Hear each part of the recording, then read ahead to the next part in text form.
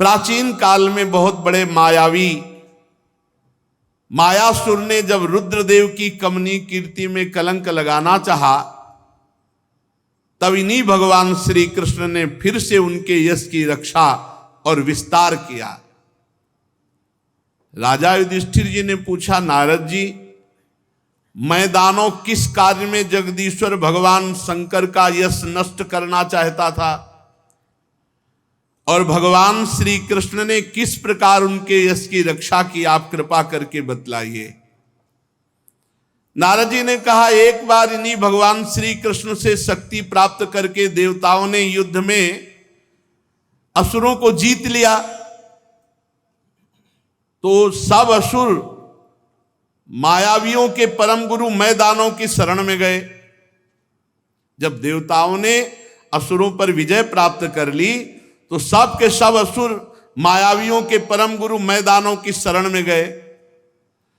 मैदानों ने कहा, हम ऐसे पुर की रचना करते हैं जिस पर देवता विजय प्राप्त नहीं कर पाएंगे। शक्तिशाली मयासुर ने सोने, चांदी और लोहे के 3 विमान बना दिए। वो विमान क्या थे? 3 पुर ही थे। इतने विलक्षण थे कि उनका कब आना हुआ, कब जाना हुआ, कितने शीघ्र से प्रकट होना, कितने शीघ्र से अंतर ध्यान हो जाना, और अपरिमित अस्त्र शस्त्र से, सामग्रियों से भरे हुए विमान। दैत्य सेनापतियों के मन में अब तो बड़ा उत्साह हो गया। मायासुर ने जो 3 पुरों की रचना की, लोकपतियों के प्रति वैर भाव था ही, उनकी याद करके तीनों विमानों के द्वारा वे छिपे रहकर सब लोगों का संहार करने लगे। जब देखा कि मारने वाला कौन है दिखाई ही नहीं दे रहा है, तीनों पुर बिजली की तरह यहां से वहां, वहां से वहां, अस्त्र शस्त्रों की वर्षा, प्रजा का नाश। अब सब लोकपाल भगवान शंकर की शरण में गए, प्रार्थना की कि प्रभु, हम सब का विनाश हो रहा है, अब आप ही रक्षा कर सकते हो। त्रिपुर में रहने वाले असुर हमारा नाश कर रहे हैं, हे देवादिदेव महादेव, आप हमारी रक्षा कीजिए। उनकी प्रार्थना सुनकर के भगवान शंकर ने कृपापूर्ण शब्दों में कहा, डरो मत, और अपने धनुष पर बाण चढ़ाकर तीनों पुरों पर छोड़ दिया।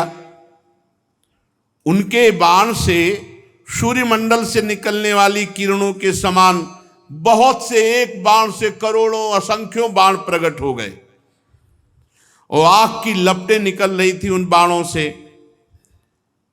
अब तीनों पुरों का दिखना बंद हो गया। विमानवासी जितने भी असुर थे सब निष्प्राण होकर पृथ्वी पर गिरने लगे। महामायावी मैं दानव बहुत से उपाय जानता था, वो सब दैत्यों को उठा लाया और अपने बनाए हुए अमृत कुंड में डाल करके पुनः जिला दिया। अब वो सिद्ध अमृत रस का स्पर्श होते असुरों में और तेज और बल बढ़ गया, और सबके शरीर वज्र के समान पुष्ट हो गए।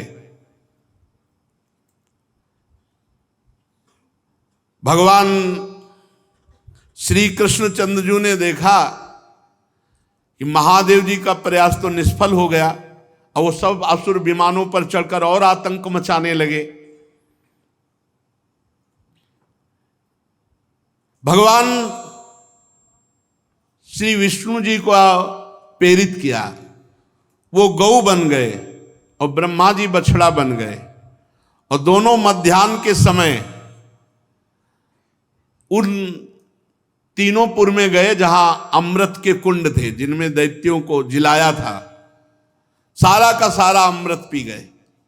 भगवान विष्णु गौ बने और ब्रह्मा जी बछड़ा बने, और जो त्रिपुर में अमृत कुंड था उसको जाकर के पी गए।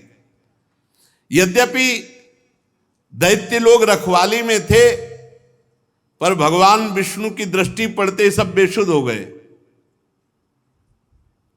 जब उपाय जानने वालों में श्रेष्ठ मायासुर को बात मालूम हुई, तो उसने विचार किया कि भगवान श्री हरि तो बड़े सामर्थ्यशाली हैं। अमृत रक्षकों से उन्होंने कहा, भाई शोक मत करो, देवता असुर मनुष्य कोई भी प्राणी ऐसा नहीं है जो भगवान के विधान को मिटा सके। इसलिए जो होना है वही होगा, जो हरि चाहेंगे वही होगा। सबसे बड़े मायापति हरि हैं, जिनके आगे किसी की माया काम नहीं करती। मायासुर ने ऐसा कहा। इसके बाद भगवान श्री कृष्ण ने भगवान शंकर से कहा, प्रभु अब वार कीजिए, अब प्रहार कीजिए। और एक रथ का निर्माण किया। धर्म को साक्षात रथ, ज्ञान को सारथी, वैराग्य को ध्वजा, ऐश्वर्य को घोड़े, तपस्या को धनुष, विद्या को कवच, क्रिया को बाण और अन्यान्य शक्ति अन्यान्य वस्तुओं का निर्माण किया।